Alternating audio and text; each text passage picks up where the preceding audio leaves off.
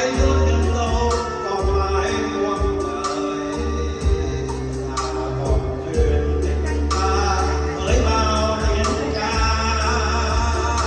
không thể xóa nhòa.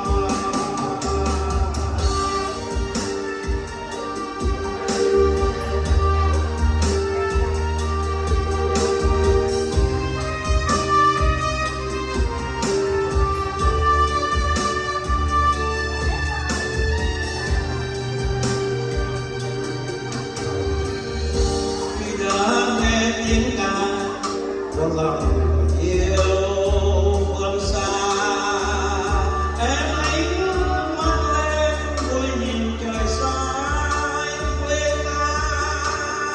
Chim mây răng răng ngoài nắng xuân đẹp thay tan trong phong bao lòng đất yên rồi đây.